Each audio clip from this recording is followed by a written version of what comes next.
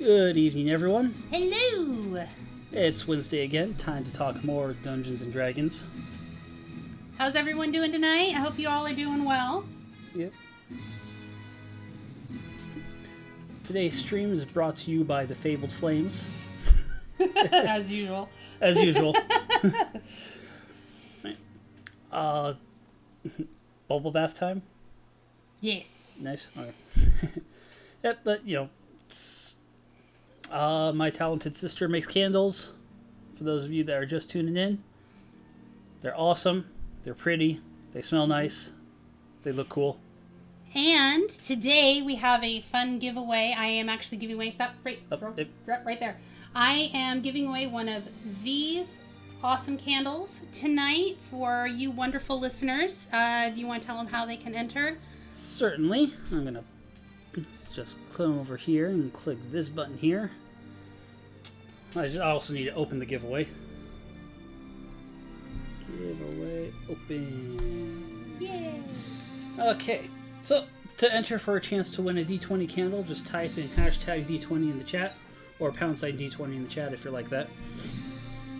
All right. Yep, and by the end, towards the end of the stream, we're going to go ahead and do the polling. Yep, and your prize will be a lemon verbena, nice bright green D20 just for you. So it'll be lots of fun. And then also, I wanted to let you guys know I'm actually taking part in another giveaway. It's a really, really big one over on Twitter with 14 different prizes, all D&D related stuff. Things from laser engraved wooden tokens. Of course, my D20 candles will be in there, as well as a character candle. And then they're also giving away, there's 2 sets of dice up for grabs, a dice bag tray, loot soap from Rockabilly Soap. Let's see, there's plot hooks, and there are dice-themed enamel pins, digital art commissions. It's really big. If you want to enter that, please do so. It is pinned. It's my top pin on my Twitter at Craft Candles, and yeah, so that one's definitely worth. There's a lot of really cool creators. We all came together to put together a pretty awesome giveaway. So check that out as well. Okay. So. And with that said, that plug, today's contest will be going till the end of the stream, like I said. So as long as you punched it in once, you got a chance. Yay! And we'll just have to remind people as they show up throughout the chat. Mm-hmm. Or cryocores are like, nope, silence everyone. It's mine. Mine. I will have it. I will possess it. Okay. So, all right. Okay, so today, talking about Homebrew. This is exciting.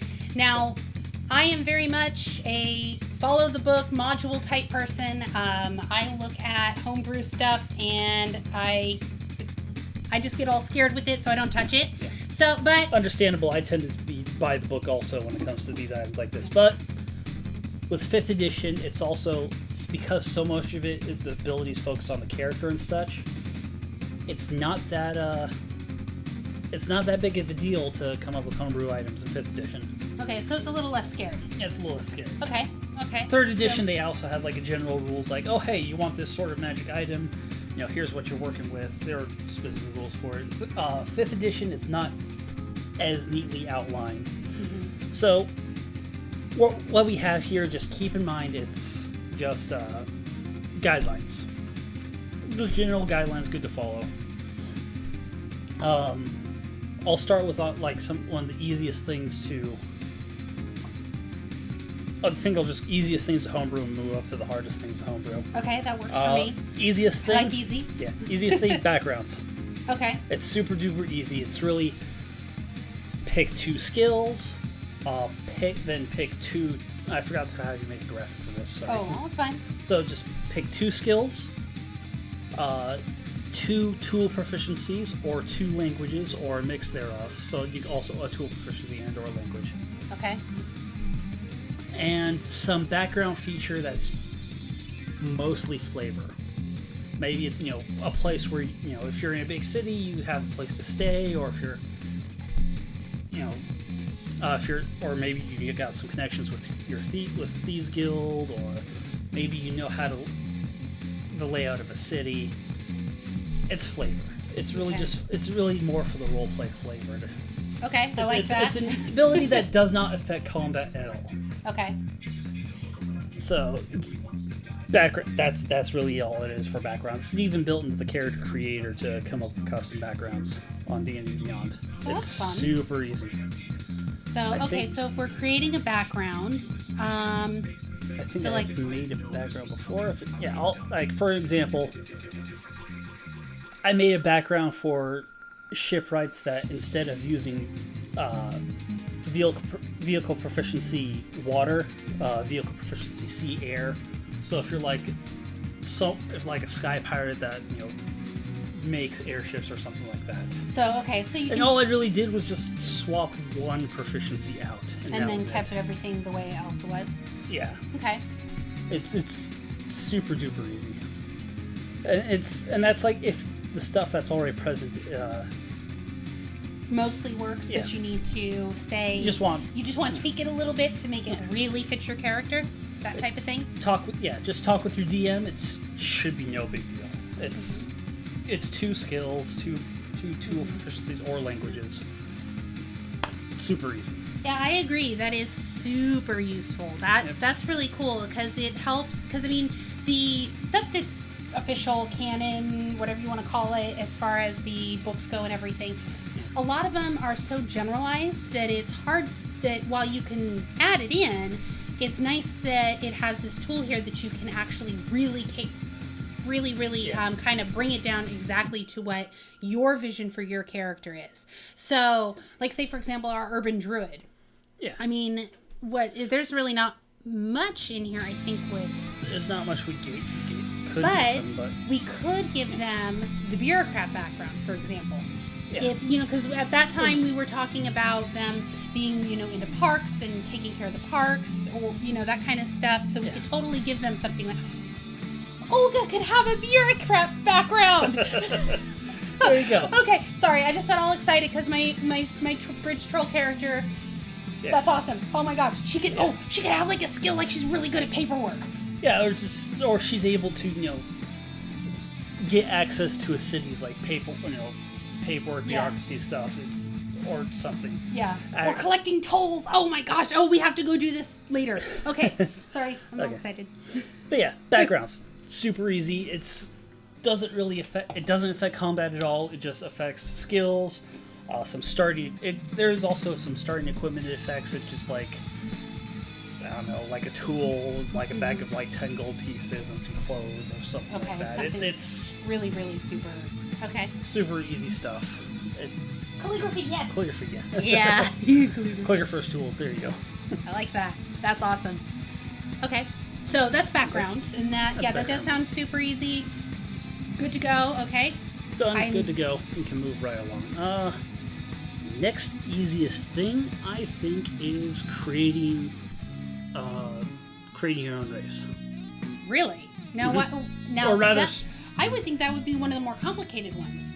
You'd think so, but it's actually not so much. They've kind of already established a lot of the generic rules for creating your own race. Okay. I'm not including converting a monstrous race into a playable race. Mm-hmm. That's a whole different bag of that's a whole different things that I don't feel like going into tonight. No, that's fine.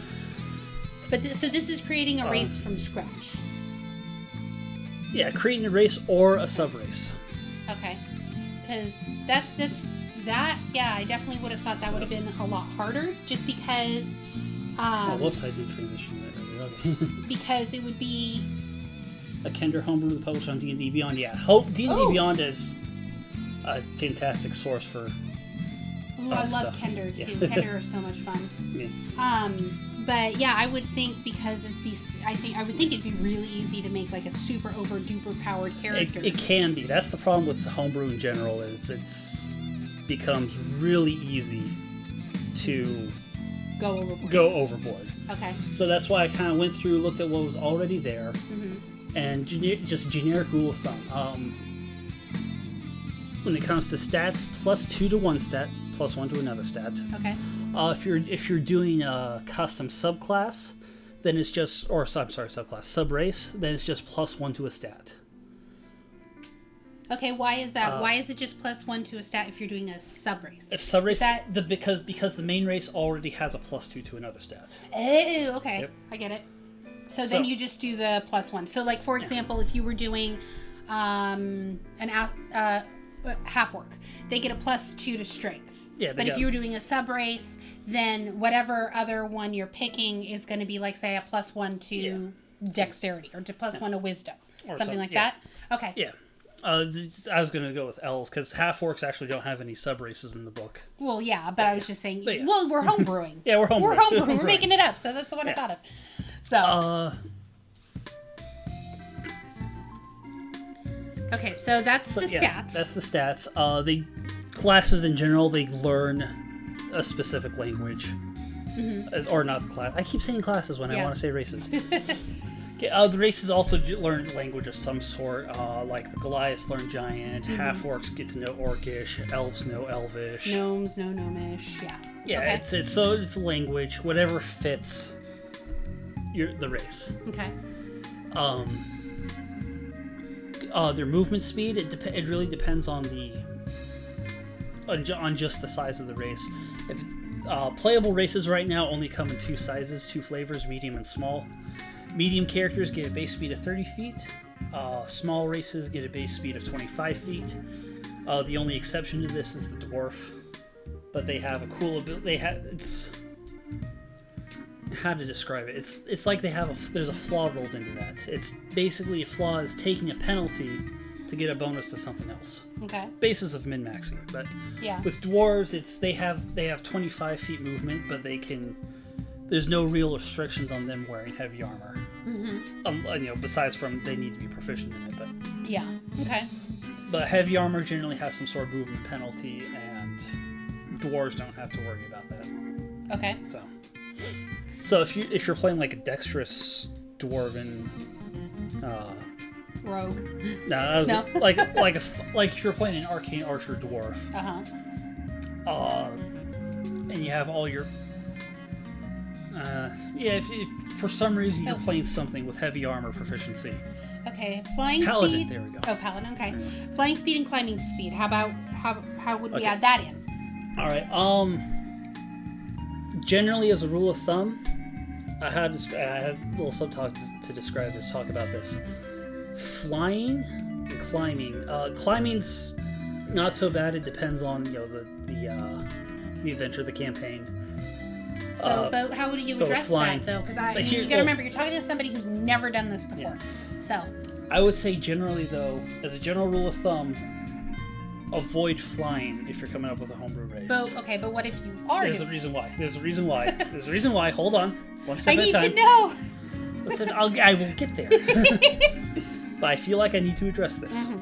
Is that when you put in flying or climbing, what you're doing is you're taking a largely 2-dimensional thing and moving it into a 3-dimensional space. Okay. And that makes combat complicated. There's actually a interesting video on YouTube called a little mini series called Sequelitis by a popular YouTuber that goes by the name Ego Raptor. Or he's one of the Game Grumps. So. Okay. But he has a video on talking about Legend of Zelda and the changes between like from Link to the Past to Ocarina of Time. It has this thing where by making it 3D, combat became complicated. Not necessarily a bad thing, and if your campaign's all about that, cool. But in D&D, expect that to slow combat down, or just complicate things, or suddenly puzzles that should seem obvious or seem difficult, and you have to think about it, suddenly become broken and easy. Oh yeah, case in point, when I got the flying broom. When you got the flying broom, yeah. Suddenly combat became complicated. So, okay, that said though, how do we address that and add that into a homebrew race? Say we really, really want somebody to be able to fly, or we want to have good climb speed. Okay. I would roll that into abilities of the race. Generally, as a rule of thumb, 4 abilities.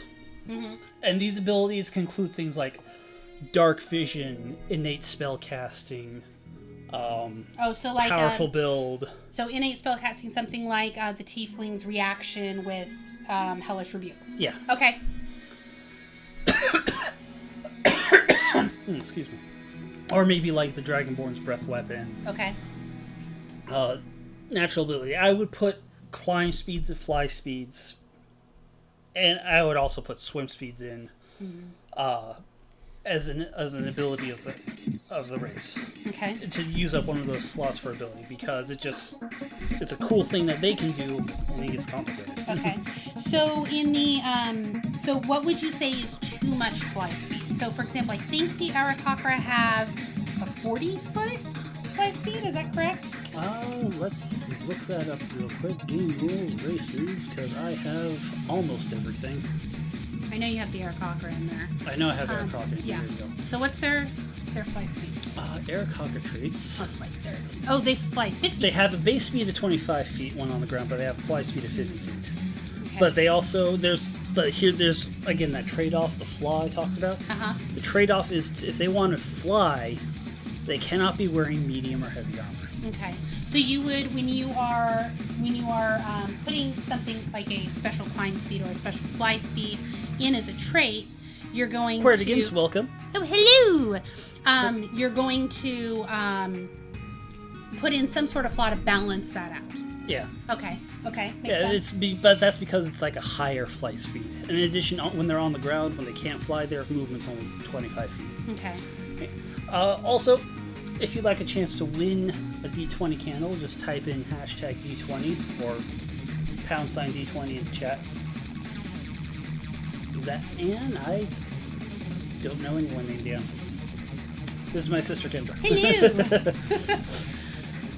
Okay, so that's flight and climb speed. Same kind of principle with climb speed, correct? Yeah, same kind of principle. It's with climb speed is generally to climb, you kind of need something to climb on. Yeah. So. But something like advantage to you would have advantage on your climb checks or something like that. Climb checks, yeah. Okay. Sounds awfully similar in my no worries. But yeah, it's generally also the base races are going to seem more popular, especially the elves. But if you're coming up with a whole new race if you're coming up with a whole new race, just try and limit yourself to 4 or 5 abilities. Just 4 is a good rule of thumb. If you're coming up with a sub race, give it like 1 or 2 more abilities, because or the replace main race the is abilities that are already in there. Because don't they have like several? They've got several. Yeah. Hello, BB girl. Hello, welcome. Constantly being asked about half races. Yeah, how do we address that? Something like a half elf, for example. Because half elves are really open already. Yeah, no, well, like, for example, half races. So you've got the half orc and the half elf, but what about, like, say, half, I don't know, half the tiefling, half gnome, half dwarf? Half halfling. Yeah, half halfling. Easiest way to do it, just split the abilities down the middle. It's like, oh hey, maybe 2 abilities from this race, 2 abilities from this race. Okay, that makes sense. It makes it real easy. So kind of a mixture. Thank you, Crowdcore 3. Half halfling. Yeah, half halfling. Yep, giveaway should be there on the screen. Just type in #D20 and you will have a chance to win a scented D20 candle. Yeah, super smelly good. It's lemon verbena. So, quarterling, yes. I like that even better. It's a quarterling. Quarterling. So we've talked about races. We've talked about backgrounds. What's next? Next thing that's easiest to talk about. Let me click some buttons here. Next easiest thing, homebrew items. Or rather, I should say next difficult thing. So, there you go. Okay, so... to each of you. Alrighty, so we've got... As a general rule of thumb, you've got several different, love lemon verbena. Everything.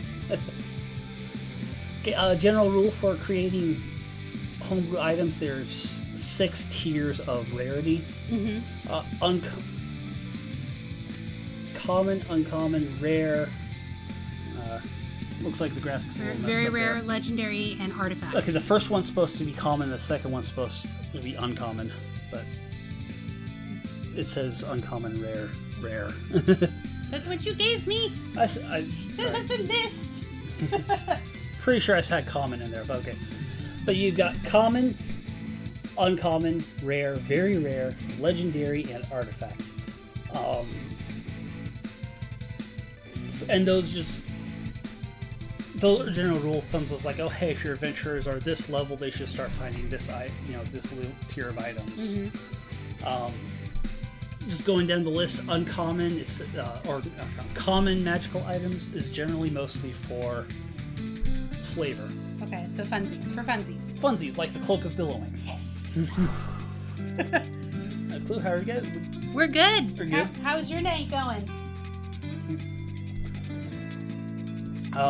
But yeah, it doesn't really affect combat too much, or it doesn't really affect even role. It's all for the role play, for the flavor. Okay.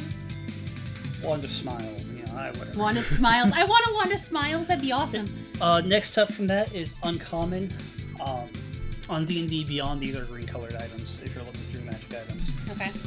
These are things like +1 arrows, +1 weapons, or they have some kind of utility use. Okay. Like the immovable rod, the decanter of water, I think is uncommon. The alchemy jug is definitely uncommon. Okay. Just if you want a gallon of mayonnaise a day or something like that. All right. So next up we have. But there's another thing. This one is totally on my fault. I forgot to tell you about was when it comes to defensive items like shields and armor. Shields can still go by this tiering. Yeah. When it's armor, increase the tier by a level. Now, why is that? That's just how it is in the players in the words. In the That's player's how handbook? it's in the player's handbook. The DMG. Okay, DMG. All right. It's how it's outlined. It's magical armor is listed as rare, very rare, legendary for when you have +1, +2, +3. Weapons is uncommon, rare, very rare, +1, +2, +3. So would that be because of the huge effect armor can have on the enemy's ability to hit you? So Yes. Okay. Yes.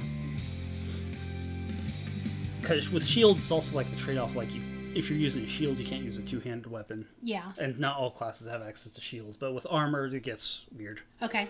Okay, but anyways, with rare items, take it easy. Bye, Have have a fun. good All right. night. Have a good night, man. So, okay, so what were you? Okay, I was on rare. Rare. These are your +2 weapons. Okay. Your +1 armors. They usually have something to do with damage reduction, or dealing some sort of extra kind of damage. Okay. That's pretty straightforward and easy. Then you get to very rare. Here's where things get interesting.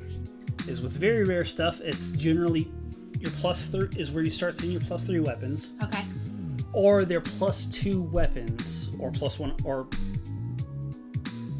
armors with some sort of utility attached to them. Okay. Of some sort. So, for instance, an item I love that was introduced in Guildmaster's Guide to Ravnica was the Sword of the Payrons, which is a +2 sword, but it's got all sorts of cool dealios. Cool dealios. It's like, oh hey, when you take the attack action, you can also have a friend use the reaction to also take an attack. That's pretty cool. Okay. Or stuff. It's And you said which tier is that? That's the very rare? That's a very rare tier. Very rare. Okay. The Sunblade, the lightsaber. Because it sheds light, that makes it... It doesn't just shed light. Well, I mean, it does shed light, but also it does a different kind of damage. It does bonus damages to undead and fiends, I believe. Okay. And it's So it's got a extra... goddamn lightsaber. But it so has it's got utility. extra bells and whistles to it. It's got extra bells and whistles. Okay. So, all right, and then then at this point after, here's where stuff starts getting crazy. Is when you move on to legendary items and artifacts. okay. Legendary items are devastating. They got +2 or +3 bonus. They can do all sorts of crazy shit. Like look up the Hammer of Thunderbolts. That that does some crazy stuff. Now, one thing you sent over to me on this was that legendary items, you put the unique thing on there. However, they aren't necessarily unique.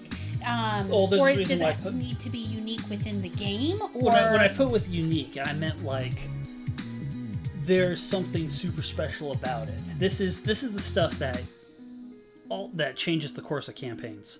Loco Mexicano, hello. How you doing? Welcome. Okay, so you said something that changes the course of campaign. So it's not necessarily artifact level. But it needs to still be super special. Yeah, it's really super special. Okay. This is the special prize for your players. This is one. And then you have artifact level stuff. This has gone from super special thing for your characters to this is something that campaigns are built around. World-changing stuff. So what you're talking is like legendary versus artifacts. It's something like, say, in Critical Role Season 1, Campaign 1, you've got the Vestiges of Divergence. Those would be the legendary items. But then the artifact, say you're talking about the Hand and Eye of Vecna. Yes, exactly. Type thing. Yeah. Okay, so that's... So, like, a legendary item is like the Hammer of Thunderbolts. It's cool. But then you've got... Yeah, it's really cool. But then you've got the Hand and Eye of Vecna, which... That's something to build a campaign around. Okay. It's just... Because it's generally bad news. Is don't cut off your hand and pull out your eye as a joke to put these back on, because this is how you summon a lich. This is bad. Don't do it. There, you have received a PSA for the day. That's our PSA. Please don't summon Vecna. No summoning Vecna. Okay. So, all right. Well, walk me through building one of these. Okay. We've kind of talked about the general rules for building them to keep them within the game parameters. Yep. So where do we go from there? So easiest way to do this sort of thing is easiest thing is what I've done here. This is a item that I've published on D&D Beyond. Okay. All I did was combine 2 items, and there was something else I did forget to talk about. Yes, exactly. Do you want liches? Because that's how you get liches. Yes. Something else I forgot to talk about, and that's when an item should be attunable. Oh, yeah. Why? Like, how does that all work, and how do you make that judgment? Attunement in 5th edition is the big balancer. Because you can only have, 3, right? Unless you're an artificer, you can only have 3. Okay. By official rules. And this is, what prevents you from being, absurd, having... You can't have yourself a Sunblade and a Ring of Protection and a Cloak of Protection and Staff of Wondrous Power and. Okay. Yeah. So it's a big balancer. So generally, it's it does. It does also have a base function as well. But actually, fun thing about the Hammer of Thunderbolts, you have to have those items. You don't necessarily need to get to them. Really? Mm-hmm. Oh, it just says you have to be wearing them. Oh. Helmet of something or something. That thingy over there. The thingy from that one time. Oh, we got a new follower. Hey, welcome. So, okay, Thank you. What do we do as far as... How's it going? Hello, welcome. So, as far as attunement goes, is there a tier that we need to kind of stick with? There's not really a tier. It's general rule of thumb. If it does an extra kind of damage. Okay. So, say it does radiant damage on top of everything else. Yeah, so then the Sunblade comes into play. Yeah. Or the flame...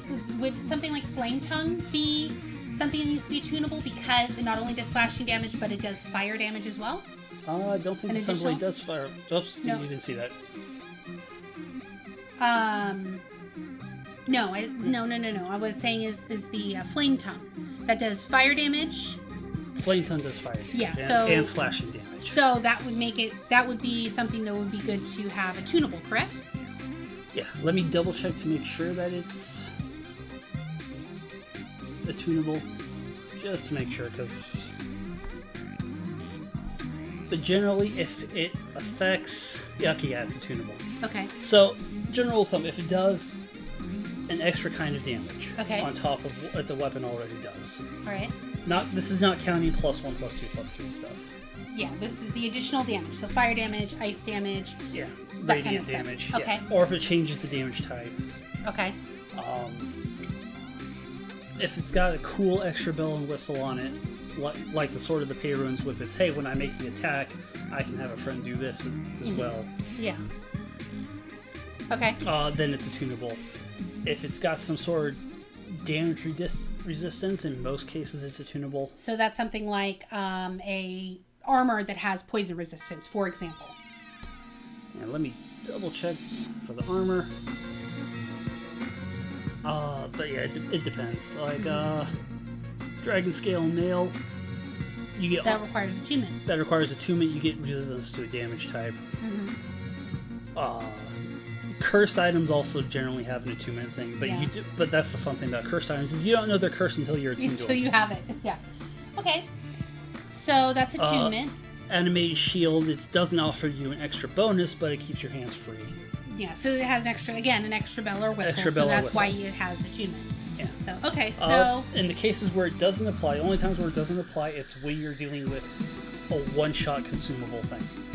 Makes sense. So, like... Potions, like potions. Like or wand of fireballs, for example? Or wand of magic missiles? I don't think those No, do. those are not... Yeah. Yeah. Those are basically one-shots, even though their charges regenerate at a certain Most of the time, if it's got like different spells though for it, it's like you can cast different spells through this item, it's attunable. Yeah. If it affects your spell casting in some way, it's attunable. Such as the Pearl of Power. Okay. Attunement. Attunements. I like that, but I think we should change to that. It's attunements now. So. But yeah, other things like the spell gems that you can store a spell in, not attunable. Pearl of Power is though. Pearl of Power? I think so. I think I had to I think attune Pearl that of on my Power- cleric. So now I have to look it up again. It's not going to be an armor. Okay. It is attunable. Yeah, and that's. But it gives you gives you an extra spell slot. Yeah. Okay. So yeah. okay. It affects your spell casting. All right. So we've talked about attunement. We've talked about the base rules. Teach me how to build a magic item.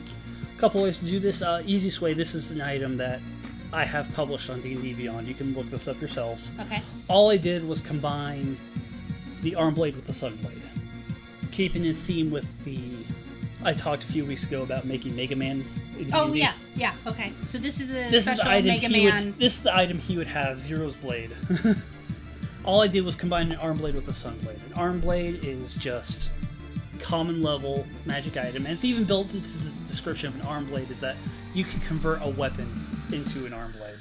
Okay. So, just arm blade, sun blade. I didn't have to change its rarity at all because I was just combining common with a very rare magic item.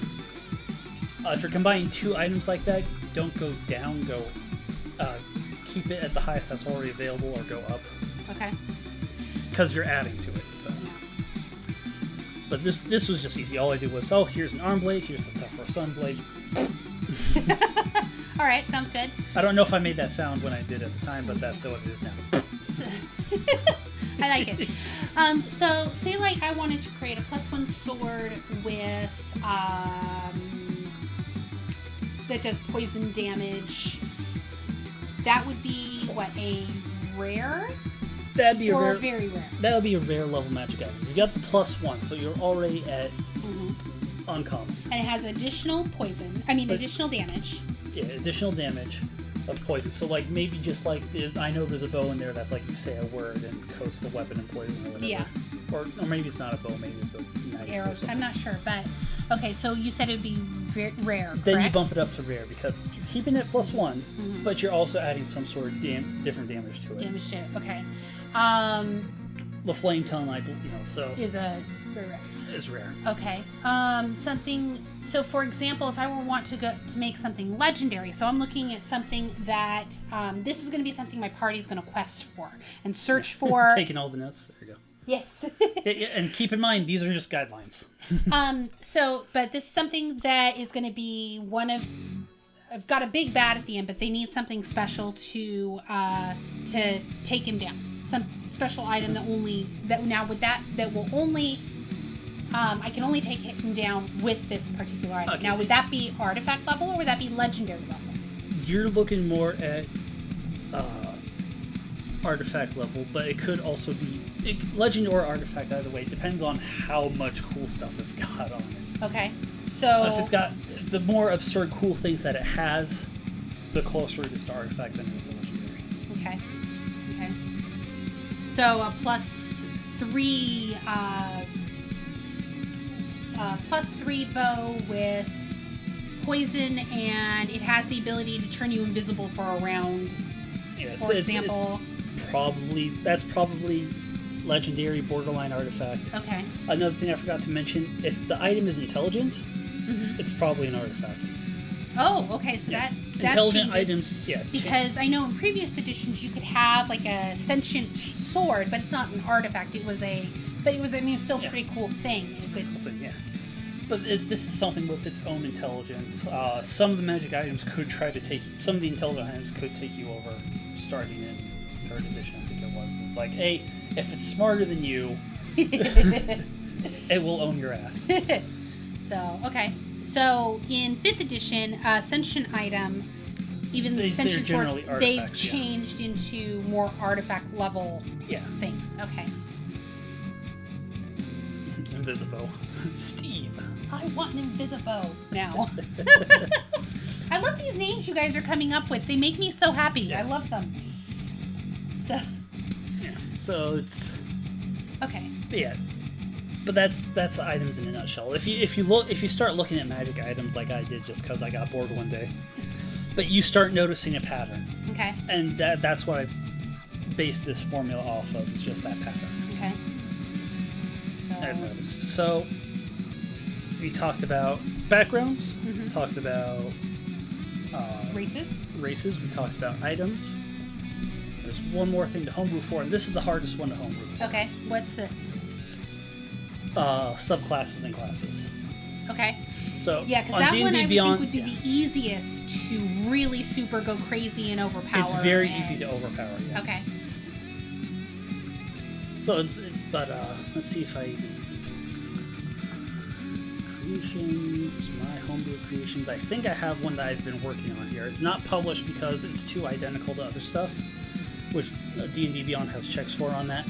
Well, that's a nice feature. So you don't accidentally produce something that somebody else already produced. Yeah, that's cool. But there's also other stuff like, oh hey, if it's in a book that. If it's not an SRD, but it's in another book, it'll also flag your item on SRD? That. Source reference document. That's the free version of the player's handbook. Got it. Okay. So, all right. So it has a lot of similarities to something else. So you're not done with this yet. I'm not quite done with this yet because I have it outlined already. Mm-hmm. It's technically done, but for D&D Beyond's purposes, I'll never be able to publish it because I'm referencing spells that can't have access to. It's too similar to other classes that's been published, but I'm still working on it and plugging everything in, and that's taking a while because of what I have going here. Okay. But I have started a subclass for warlocks called the Elder Dragon Pact. Okay. I've been working on this for a while, your husband and I used to have a cool PDF document for it, all set up and stuff. It's still. And then we got new computers, and it messed it all. Oh no! All the formatting. Aw. So it never got even published onto Unearthed or Reddit or anything. Okay. So where do you start when you're homebrewing a class? Where do you start? I'm going to talk about just homebrewing subclasses. If you want to homebrew your own class for 5th edition, I can't tell you. Or So, subclasses. This is going to be about subclasses. Okay. First thing to look at is when you choose a class in mind. This is talking mechanics. Yeah. Look at when they get their cool things and how many cool things they get at that level. Okay. Are there any like base rules of thumb to look at? Like, for example, most classes get their cool special dealios at 3rd level. Yeah. And how many features they get at whatever level. Yeah. It's try and have it comparable to or slightly less than what's already there. Okay.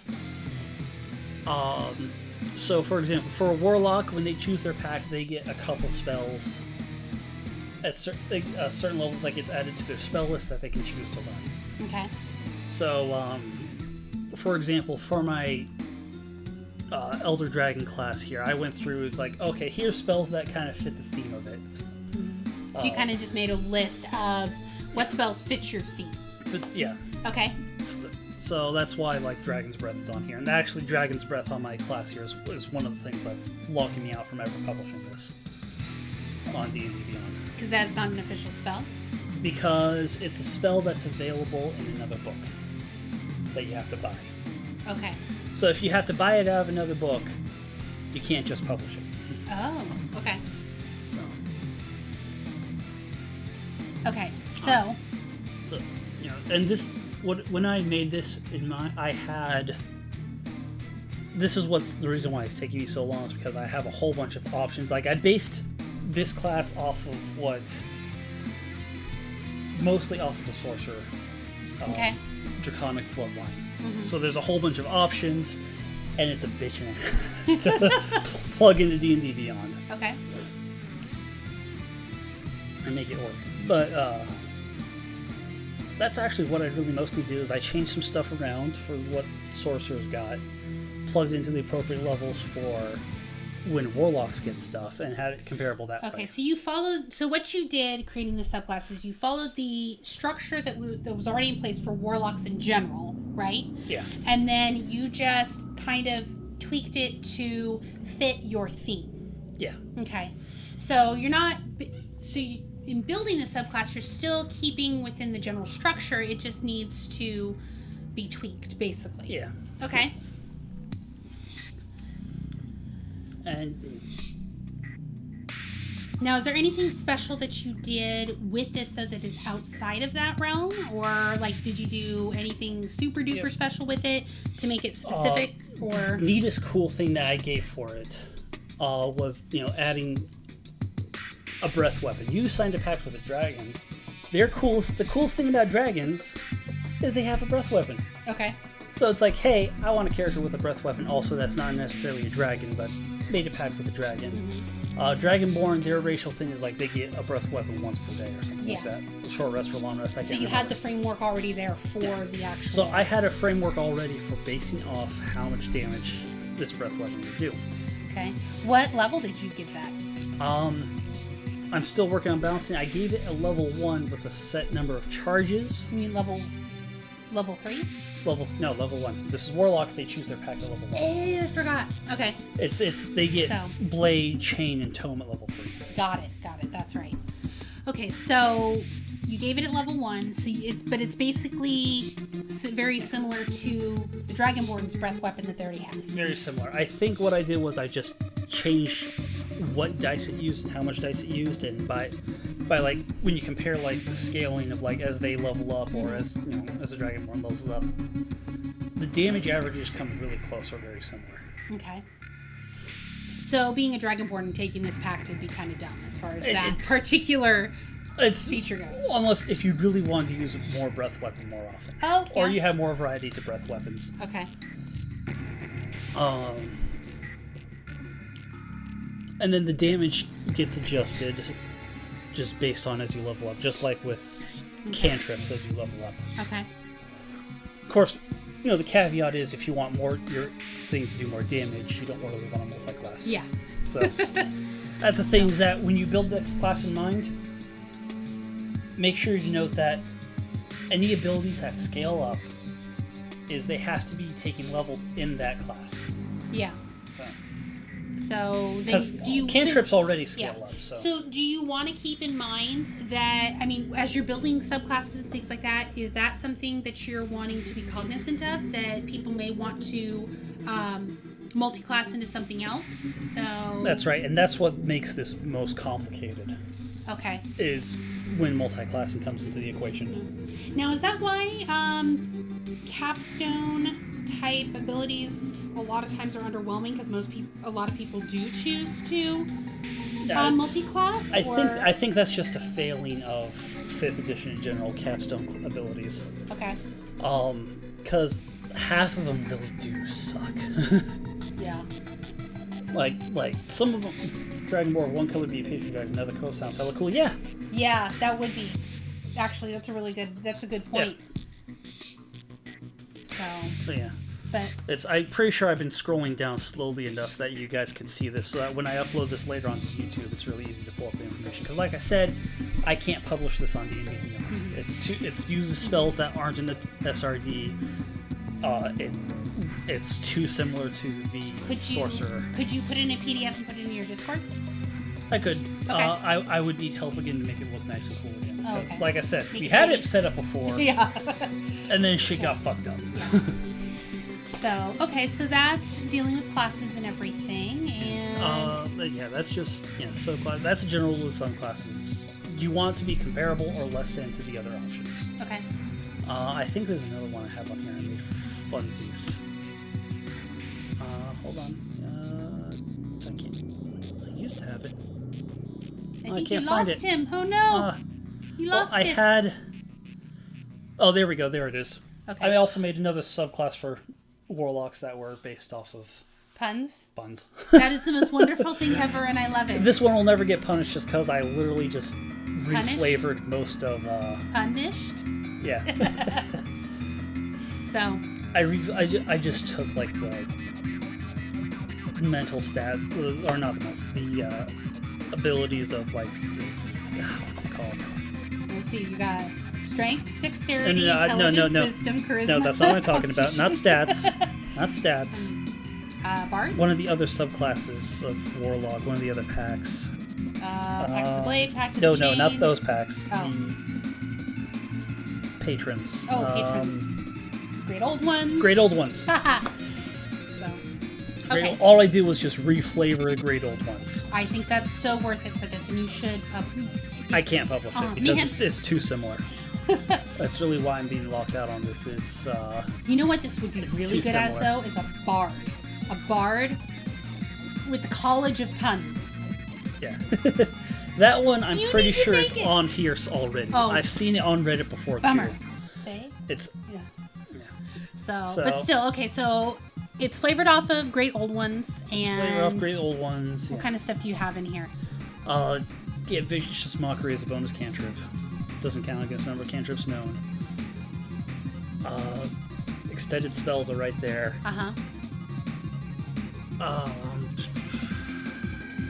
You're so good with puns that you can succeed on the saving throw anything against that intelligence, wisdom, or charisma. Well, once per short rest. Okay. It's a free save. 10th level. Psych! Starting at 10th level, your thoughts really shouldn't be read by anyone unprepared. Any attempt to read your thoughts, they must make a wisdom saving throw against your spell save DC, or take damage equal to twice your warlock level. That's fun. And you also have resistance to psychic damage, and when a creature deals psychic damage to you, that creature takes the same amount of damage that you do. You need to make this a thing, because I love it, and I want to play it now. Yeah, and then at 14th level, your mastery over punishment is so great, you can anger a room of sentient creatures with single wordplay. That is amazing, and I love it. Use your action to speak out loud a single pun. All sentient creatures that can speak a language you know within earshot, DM's discretion, must succeed on a charisma saving throw, or are compelled to target only you with their attacks. This does not prevent area of effect attacks being used, provided you are within the area's effect. Spell abilities that inhibit sounds, such as the spell Silence, prevent this effect. The effect lasts until the creature is unconscious or you are dead. I really like Creatures that succeed on the save are immune for 24 hours. That's fun. It's So that's a fun ability that could risk angering your allies. So But that's worth a thing. it. Worth it. So But that's that just you should work on, and I think maybe it's pretty much pull it done. away. It's just I can't. We'll pull it publish away from the great old ones or whatever, and make a new patron of some sort. Well, it's just the abilities are just too small. People need this. I can't. I'm telling you. Well, then there's a reason why it's going up on YouTube. Because you can pause the video and look at it. It's very short. It's a very short list. So Look, there's all the expanded Yay! spells. You can pause the video here. Here's the class abilities. You can pause the video here. okay. Okay. So alrighty. So I think that's all of the the crash courses in home brewing for the different categories, basically, that we broke it into, right? Yeah. Okay. The only really thing left is like full-on classes. Mm-hmm. D&D Beyond doesn't have a system for that. So you can't really plug it in on here at all. You have to you write it up yourself. Mm-hmm. All I can give are a few general guideline tips is that you've got 3 types of classes. So 3 subclasses within the one main class that you're building. No. No? 3. There's 3 different types of classes. Yeah. Okay. Not subtypes. Straight up, if I was to categorize which classes you might get. Okay. Martial, half-cast, full-caster. Okay. Within your martial class, these are your fighters, your rogues, your monks. Mm-hmm. Half-casters, these are your paladins, your rangers, your artificers. Okay. Full-caster is Your wizards, your sorcerers. wizards, sorcerers, and Clerics. warlocks are just in their weird subcategory because their spellcasting is different. Yeah. But your clerics, your druids, that kind of thing. Yeah, clerics, druids, bards, wizards, sorcerers. Okay. And they all have a general type of oh hey, I get this at this level, get this at that level. Monks get a certain amount of abilities, so. And then there's also third casters, which are basically subclasses that Arcane Trickster or Your Eldritch Knight. Okay. The reason why I call them half, full, or third is that's how they get their spell slots or their spells. It's full casters regular progression, every 2 levels they get new tier spells. Mm-hmm. Up to 9th level. Half casters, it's every 4 levels. This music? What is this music? Oh yeah, my playlist uses Final Fantasy and Castlevania stuff right now, along with a few others. So, okay, back to your thing that you were talking about with the third, quarter, half. Yeah, and then third casters they get there's a third of the rate that full casters do. Okay. But when designing I digress though. When designing a whole new class, those are one of the 3 categories you're going to be looking at. Okay. And all I can say is compare it to one of the other classes in that category. That way you can keep it balanced and you don't go overboard. Yeah, keep it balanced and don't go You overboard. don't have a god at level 1. Yeah. Okay. That said, also avoid D&D Wiki. That is a lot of overpowered stuff, whatever edition you're playing. It's fan-made, it's community-made stuff. It's fun. It's generally overpowered. It's usually overpowered or completely underwhelming. So, okay, so we've gone through all of this quick crash courses in homebrewing. So I think it's time to actually start creating a character with the chat for this week. Yeah, let's make a character. Cool. I'm going to... let's take a quick break first. 5-10 minutes, run some ads, and I need a drink. Okay.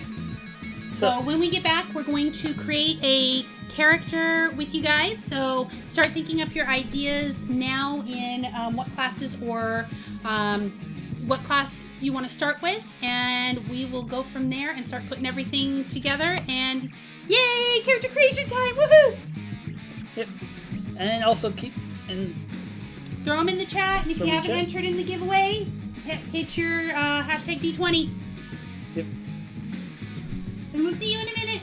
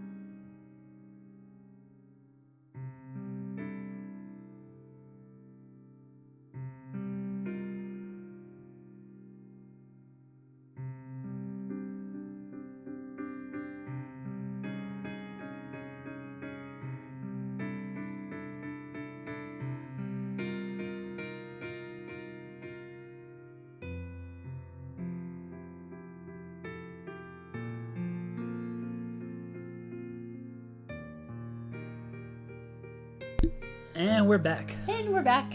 Okay. All right. Drinks have been obtained. Bathrooms have been used. I think we're good. Okay, so let's. First off, before we get into this, just so you You're back. know, Welcome back. Welcome back. Yeah. So are we? Before we get into this, we are working on getting it so that you guys can download these characters and use them yourselves. I think right now our working solution is to export them to PDFs and then put them in Old Man Striker Bolt's Discord. That's the working solution we have right now. But hello. There's also links on the when I upload these to YouTube. If you go down to the information about the thing, there's also a link you can copy paste into your browser that takes you right to looking at the character sheet right here in D&D Beyond. Yeah, but we are trying to make it so that it's accessible to everybody and all in one spot, so you don't have to go all over the place. Sub. Thank you, Alex Melody Pond. Thank you very much. Enjoy your to the recipient, baby girl. Enjoy your free gift sub for a month. Yay! That means you guys gotta hang out with me for a month. I think that's how that works. That's acceptable. We'll keep you. There you go. So anyway, we are working on making these available since it's basically all of ours, since we are all kind of working together to put them to make them, and we're trying to set it up so that you can just go to one spot, get all of them, and that way you don't have to go, different pages to get them all over the place. So we're working on it. We're not there yet, but working on it. Also, enjoy your free emote, baby girl. So it's when you watch other people's stuff on here, you got all sorts of fun stuff. Jigglypuff as the emote. Yes. So, So it looked like, from what I was seeing, is most of you wanted to try building a ranger, it looked like. So we will go. Granted, it's not, rangers aren't my favorite class. I feel like they get a little bit too specialized in most cases. But there's a lot of fun things you can do with Ranger, so... Really, it's, you want to... Boo Ranger, yeah. They tend to peter off after 10th level, with the exception of, a couple spells. But they have to be, really dedicated to Ranger. So, yeah. Well, it might be more that you need to do... I would think you can supplement that with weapons and stuff, I would think. I don't know. No, it's again, it's 5th edition's more focused on the classes than the... Mm-hmm. So, okay, well... So it's something, talk with your D&D DM first beforehand to figure out what kind of campaign you're playing, so that when you want to build your ranger, build it accordingly. Because there's no point in, building a ranger that specializes in forest, and then you go on an aquatic adventure. That's exactly what I was thinking. A ranger, I think, would be great for multi-classing. Ranger into rogue, I think, would be really awesome. Ranger rogues are brutally, damage dealers. I would Holy think crap. those would synergize really nicely, especially if you go the assassin route and get that sneak attack in there. Yeah. I'm not sneak attack, assassinate feature. Yeah. Oh, that's vicious. Rangers are great for multi-classing. They really are. Yeah. Or Ranger Druid would be kind of cool too. Ranger Druid would be cool too, yeah. Starting Ebron campaign next week. Some magical technology stuff. Okay. That might be fun too. Oh, we could do that. We could do. Speaking my language. Yes, with the Ranger Druid. You know, that might actually be good. If we do it, instead of starting it at first level this time, we do it at, like, say, a higher level and do a multi-class. Yeah, and then going from there and building a couple options this week. And then, and hopefully we'll have time, we can do that Magitech class, because I think that'd be fun too. So, Park Ranger buddy. Yes! I love it! Okay, so this week... So this week we'll do... Ranger multi-class, and we'll see if we can do a couple. Maybe that Ranger Rogue and Hello, Ranger King Druid. Nerd 99, how's it going? Hello, welcome. And then do I still have it there? Yes, I do. Okay. And then also, so do those two with the multi-classing, and then next week, if we can't get to it this week, we'll do the Magitech type character. Yeah. Does that work? That sounds good. That sounds good. Okay, so. All right. So, what level should we start at? Park Ranger. Well, yeah. Park Ranger. We'll do the Park Ranger first. Let's do a Park Ranger to go with our Urban Druid. Oh, I like it. Okay. He maintains the city park. So let's start off with. We still have to choose like our first level and stuff, and we'll build him up to a certain level. Okay. Until he fits the theme of what we're going for. Okay. He or she. Sorry. They. He, she, they. Oh, excuse me. Okay, so Rangers don't really get anything cool until third level. We're going to start off as Ranger because it's more exciting that way. When you multi-class into Ranger from another class, you get diddly squat. You don't get spells, you don't get fighting style, you get nothing. So you get start favorite at enemy. Ranger. Start with Ranger. Okay, and I would say you've got your Druid who takes care of the parks within the city. So I would think the Ranger would be the one who takes care of the surrounding areas. Well, no. Our Urban Druid, he was more like subterranean stuff. Oh, that's right, sewers and things like that. So okay. This guy, he ranges the parks in city. Okay. The one that tells people not to litter, or the one that picks up litter. Okay. So he's got to have that perception. He's got to have the streets. The streets, yeah. Perception, investigation, and I would nature. Think nature or athletics? Nature, athletics. Let's go nature. Yeah, let's go nature. I wonder if can we pick a favorite terrain of like cities type We stuff? cannot. It should be in here, but it's not in there.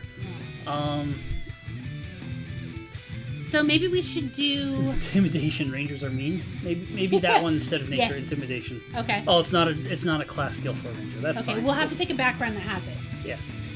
Or a race. Yeah. So favorite and oh wait no, where were we? We got proficiencies. Favorite enemies. General categories, or if we go humanoids, we have to go very specific. Humans. Very specific ones. Okay. Well, we'll have to pick something because people are messy. So this one, again, check with your DM, see what kind of world you're playing in. Are there halflings? Let's see. The hobbitses. I would think humans for sure, because humans are messy. Humans are messy. Okay. Litterbugs, exactly. Litterbugs. Litterbugs. Yeah, they are litterbugs. Anyone looking for a group? Not right now. I do want to do like a brief one shot with other streamers on Twitch that I've networked with that haven't really gotten a chance to play D&D. Working on that, but that's still a ways off. Let's see what else. What do you guys think for the other one? We've got we could do. Let's see. Welcome 415. What'd you miss? We finished talking about Homebrew And we're moving on to character creation, making a park ranger. Like a city park ranger. So what do you guys think for their other favorite enemy? We've got humans because they're messy litter bugs. And we've got... Goblinoids are right here, yep. Got Dragonborn. The full list is Dragonborn, Dwarves, Elves, Gnomes, Goblinoids. I have no idea what a Grimlock is. Halflings, Humans, Kobolds, Lizardfolk, Merfolk, Orcs, Sahagin, and then Were Animals.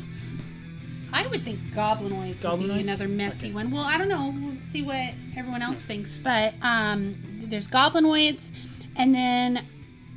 I'd say elves are pretty in there, but maybe dwarves. If dwarves are maybe messy. Maybe we're in the city. Let's go goblins. Okay, all right, and then they can pick a language from that. And then you get a free language out of that. So, goblin. Yeah, that works. Goblinoids. Unless we find a race that has got that. We don't want to be racist though. If you don't want to be racist, you don't want to play a ranger. They literally are empowered by racism. That is a good point. That's not very good. No. Okay, what kind of ranger do we want to be? Do we want to specialize in up close and personal, or do we want to specialize in being far away? I would think he'd either be dueling or two-weapon fighting, simply because he has to deal with the public, and he has to deal with people in his thing. So he's going to have to do a lot of face-to-face. So yeah, let's give him two-weapon fighting. Dragons, there we go. So, yeah, I would think either dueling or two-weapon fighting, simply because the public sucks. Yeah, no, I'm joking. Let's go ahead and just build him specially for two-weapon fighting stuff. Okay, why do you think two-weapon fighting? Because regardless of how practical it actually is, two weapons are cool. This is true. Okay. That's fine. Second level, you get spellcasting and fighting style. Well, we picked fighting style. So we're already on third level here with with the archetype. Alright. Yeah, so the subclass. Now here, this I think definitely we need your guys' input on, because we've got the Beastmaster, which I love because I like having pets. And I think having a bear or a tiger or something running around with you... That does seem cool, but keep in mind... I love it. Or wolf. While the flavor is cool, Beastmasters suck. They are the worst of the classes. But then you've got the Gloomstalker, which is... I'm all about the pets, too. Gloomstalker, let's see. All rangers do suck. This is why you multi-class with ranger. Disagree, but that's fine. Let's see. I was just looking at the Gloomstalker because that one looked pretty neat. Gloomstalkers, Horizon Walkers, Hunters. They do have some neat extra damage bonuses. That, especially if you stack it with multiple levels of rogue with sneak attack, that gets brutal. Because I was going to say the Gloomstalker here, at third level you master the art of the ambush, and you can give yourself a bonus to your initiative rolls equal to your wisdom modifier. At the start of your first turn of each combat, your walking speed increases by 10. Ooh, that's nice. So it's all about the first turn of combat. Yeah, which lasts until you take one additional weapon attack. That synergizes really nice with the assassin. So move on to Horizon Walker. Okay, so Horizon Walker... I think we do extra force damage. Yeah, but I don't think that really fits with our theme. I mean, Gloomstalker's kind of neat because you can sneak on litter bugs. Unless the city has planar portals to all the parks. Yeah. There we go. You could, yeah. Or if you're in the Yawning... what is the Yawning Portal? Does that one have... Is that the one that has the... That one just has the giant hole in the ground. Oh, that's right. That's not what I thought it was. Okay. Hunters and Monster Slayers get some extra damage stuff too, I think. Yeah. So. I don't know if that fits though. It's hard to say with Ranger if we're going for the Park Ranger. I don't know that a Monster Slayer. Well, Monster Slayer might work if you're looking at dealing with, pests and things like that. Yeah, Horizon Walkers tend to be like, oh hey, I sense something that's not natural to this plane of existence. Yeah. Same with Monster Slayers is slaying aberrations and such. Oh, okay. So maybe a hunter. Let's go hunter. I don't know. I kind of like the Gloomstalker.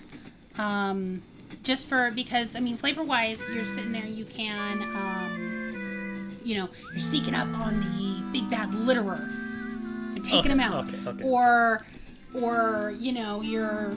And you get... There's those darn kids vandalizing the park playground again. Your urban druid needs help. I forget that Gloomstalkers, they're specialized in like nighttime stuff. Oh, yeah. Darkness stuff. So they can help out when, that nasty literal has rats down in the sewers. Yeah, they gotta go help out the urban druid. So let's go with that. Okay. Let's keep leveling them up. Let's get all the way to 5th level so they get that sweet extra attack. They get an ASI. You want to skip work, suck off. Yes, exactly. Yeah. See? Yeah. We made a good choice. They're great at skating. Yes. Okay. Let's mess with stuff here. Okay. Oh, you had the homebrew content on there. Okay. Yeah. Because that's what we were talking about. Yep. Okay, so... Yeah, so if you really want to make someone that can do 2-weapon fighting stuff, you really have to build early on Night for security it. guard. Yes, they can take the night shift. Let's see. So at the first thing, we're gonna have to take that dual wield. I think it's D. I think it's dual wielding. Dual wielder. Yeah, we need to have that if we're gonna be good at dual wielding. Okay. So, and then after that, we take our ASIs and all that good stuff. Yeah, after that one, it's all about the ASIs. 5th level, the extra attack, because you really don't want to miss out on that. And then finally, we're ready to multi-class. So let's go ahead and set our abilities so we can do that. All right, So to multi-class out of Ranger, we need enough dexterity. I thought we were doing standard array. Oh, standard array. Whoops. Yeah. Make it quick and easy. Yep. And of course, feel free to roll your own stats. Again, that is my very favorite method of getting stats is roll 4, re-roll 1s, drop the lowest, all that good stuff. 4d6, re-roll 1s, drop the lowest. Although I will say, if you get your hands on a 1st edition Unearthed Arcana, if you really want something game-breaking, page 74 of 1st edition Unearthed Arcana is a set of tables geared specifically to rolling a specific class, and it's very broken, and it's a lot of fun. Don't use it in your regular games, but if you're doing something just for funsies, it's a blast. So, anyway, okay, back to the... that was my side note. No, we really do need to choose a race. Okay, so... and I've got, again, most of them. They did release a new race recently, but I don't have it yet. It's part of another charity thing they're doing. Oh, okay. So just like how the Turtle was. Yeah. So what do you guys think as far 2 as... 2X's are better than 1. Yes, always. What do you guys think for our Ranger? Should we go something, half elf, wood elf? Should we go something just random and off the wall, like, I don't know, Aarakocra? I still want to avoid flying stuff if I can. But well, it's a funsies class. Furbolg, yes, let's do a Furbolg. Okay, Furbolg. Where are you, Furbolg? Furbolg. Yes. What kind of cool stuff they get? They got the wisdom. Okay, perfect. And a point of strength. Cool, no problem. Let's see. They got some magics. They can be all invisibly. Invisibly stuff. They're powerful build.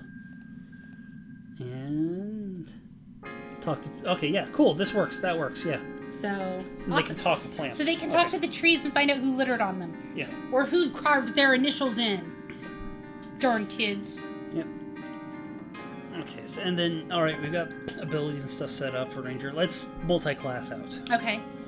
With the stats I've given him, her, them, it, they, whoever. well, hold on. Let's look at those stats again. Look at those stats again? Okay. So they've got you chose dexterity as highest. Why that versus strength? Because they get a +2 to strength, so... They get a +2 to strength. Yes, true. I chose dexterity as highest because you need those light weapons.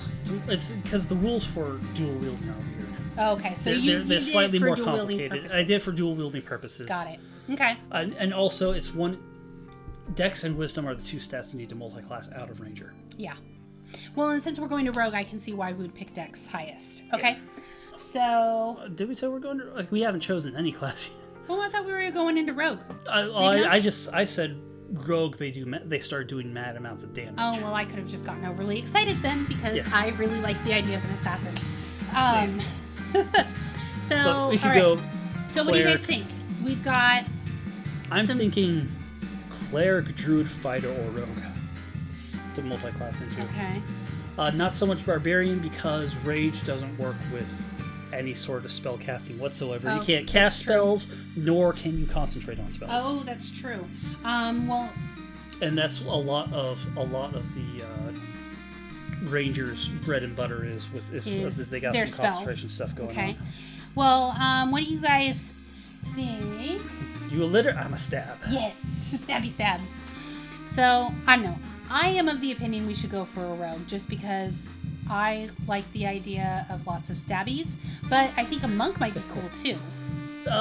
Again, not so... Well, because, I mean, you could use the monk weapons, dual wielding them, and then you get your bonuses there, don't you?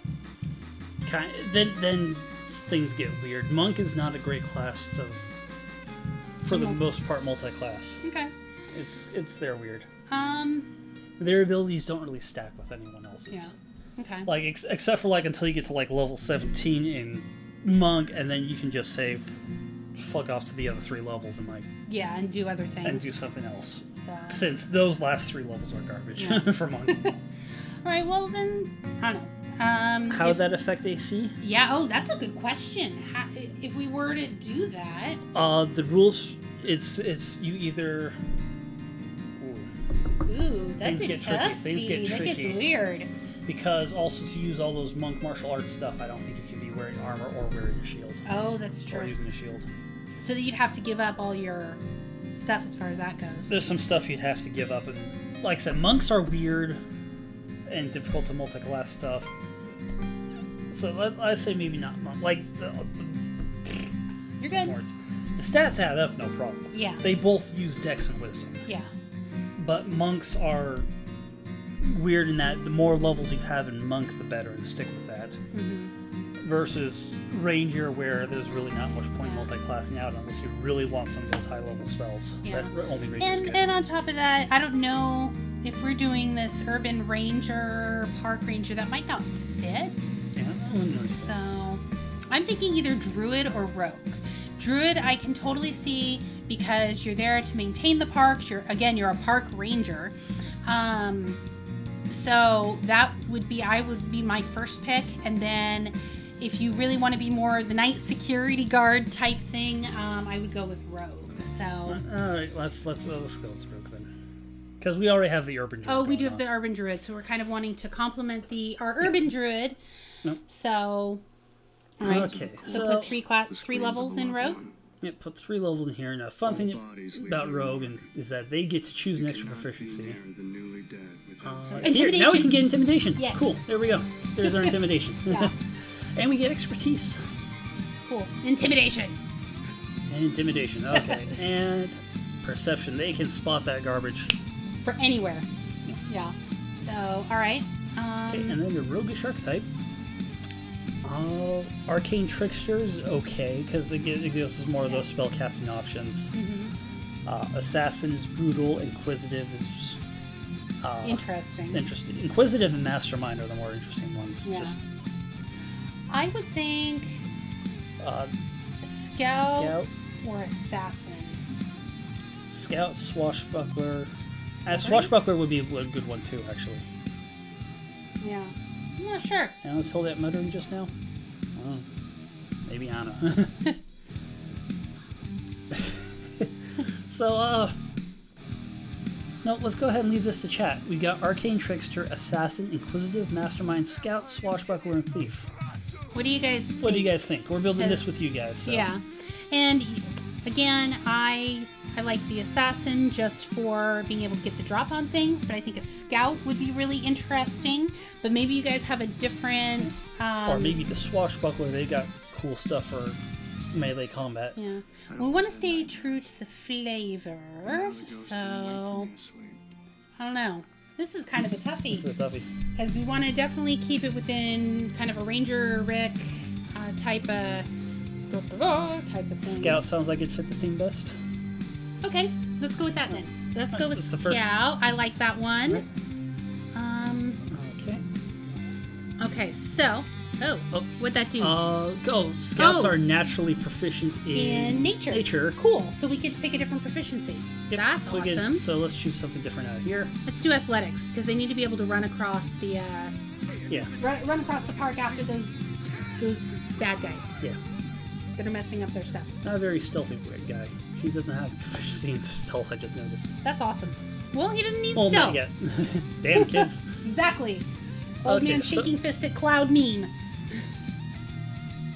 So okay. Let's see. So once they take Scout, they can move up. He has a reaction to move up half their speed. Exactly. They can move half their speed when someone stops right next to them. Nice. Like they'll be like hello, and you're like goodbye. Ta! It's like a relay race. Yeah. Okay. Let's see. You also get nature and survival. That's cool. Awesome. And you are practically expertise in it too. You double your proficiency. Oh, that's awesome. So, cool. So this is actually a cooler mix little than skill I thought. in there. Yeah. All right. Okay. Neat. So now. Okay.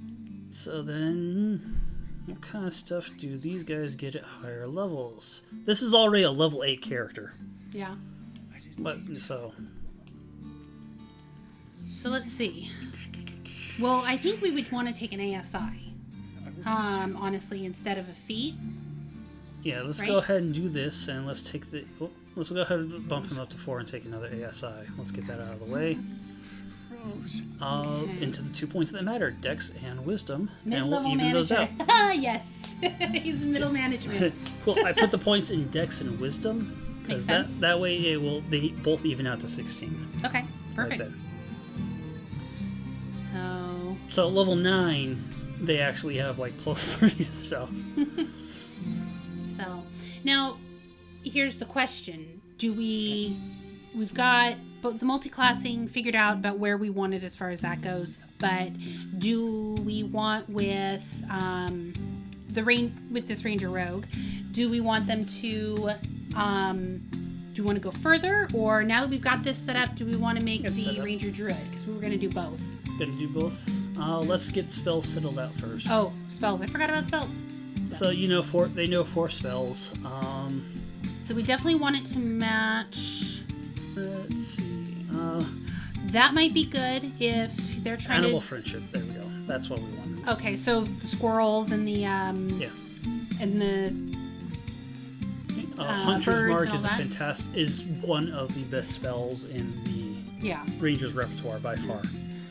But that's a good way to track things too. So if they come across somebody doing something bad, like they left a fire in the middle of the park or something, they can Hunter's Mark the culprits, track them down. One more first level spell. I would think Long Strider or Snare.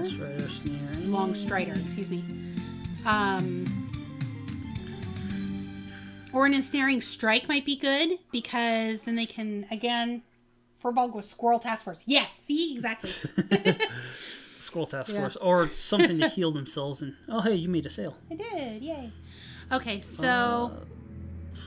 yeah, I would think the ensnaring one would be good, because if their job is to be catching people doing bad things in the park or whatever... let's go with Snare instead of Ensnaring Strike, because Ensnaring Strike is concentration. Oh, so. Right. Okay.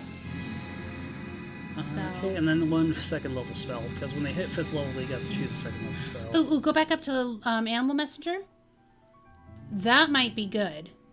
They can send their Squirrel Task Force out to let people know what's going on. Yep, I got that going. That's a good one. Healing Spirit, Lesser Restoration. Yep, I think that's a good one. Or go back down. Locate animals or plants might be good if they're looking for, because if their job is to take care of the park and everything, if there's an injured animal somewhere or a hurting tree. I could do it. Yeah. I think you're right about Animal Messenger. Animal Messenger? Yeah. Okay. So. All right. Abilities, description, background. Let's see. Oh, yeah. We need a background. These guys are park rangers. Yeah. So, let's see.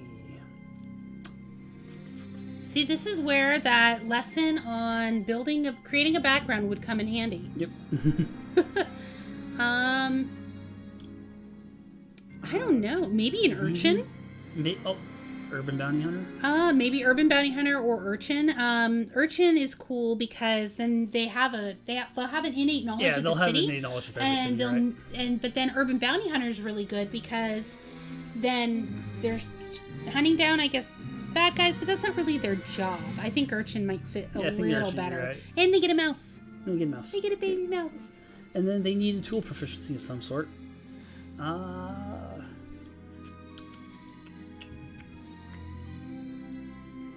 That's a hard choice. Yeah. What do we want to... Maybe land vehicles. Maybe.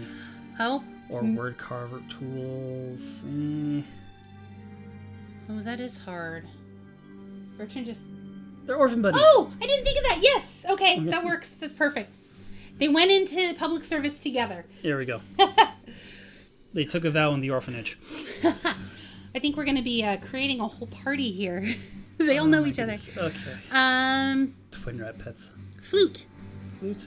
I kind of like the flute. I guess. Okay, that's something. Because I don't know. I'm having a hard time. Do you guys have an idea? Maybe an herbalism kit might be. Maybe an herbalism kit, yeah. Work. But we're going with rogue. Maybe a poisoner's kit. Woodcarver tools. Oh! Woodcarver tools? I agree. Okay, yeah. That's perfect. That's what they do in their spare time, is just whittle. I like that. Okay. Starting equipment. Let's see. We'll go from scale mail because... on scale mail, don't they get a disadvantage on stealth? I would think if they're going to be all roguey, sneaky like me, and it's still scale mail for now. Later on, this is a high, you probably won't have most of this stuff anyway. Yeah, that's true. By the time you're 8th level, so the scale mail is fine because it's your dex only has a +2 bonus anyway. That's true. Okay, so let's go with 2 short swords. Make it easy peasy. Or someone said earlier 2 hand axes are better. Oh, that's right. We should do hand axes. I agree. There we go. And later on, they can get crazier cool stuff because they've got this proficiencies for. Yeah, and I'd give them an explorer's pack. Explorer's pack, yeah, they're out and about. I think that fits better. Yeah. So. And. Need to add those. Here we go. Alrighty. And then to do the proper stats for dual wielding in here. Go into the character sheet. Go into customize. Dual wield. There we go. Mm-hmm.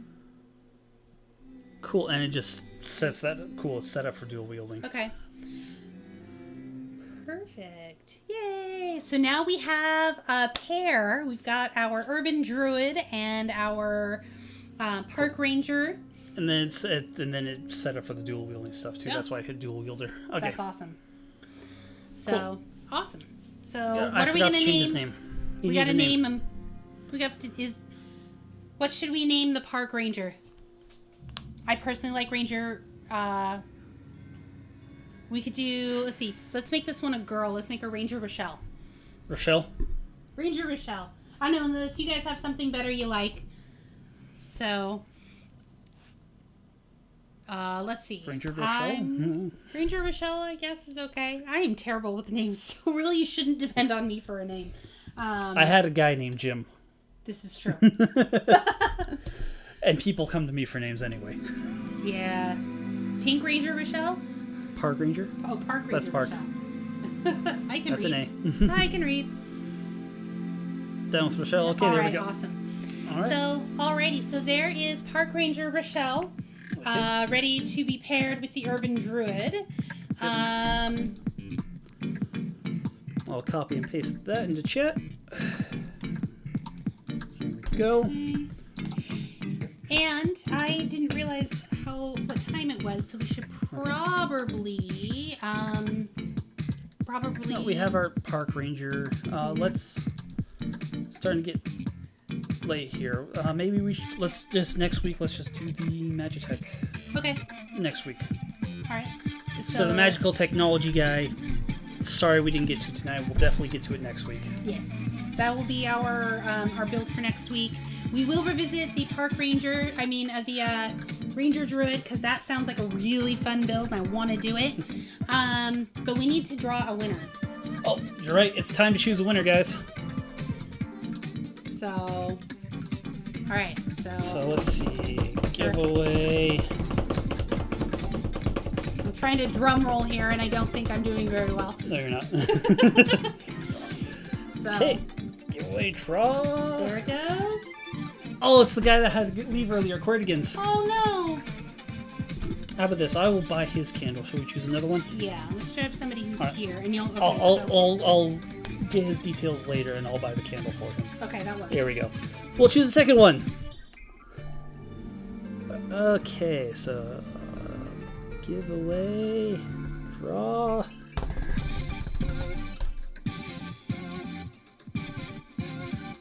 Okay, good. Lana Knight 13.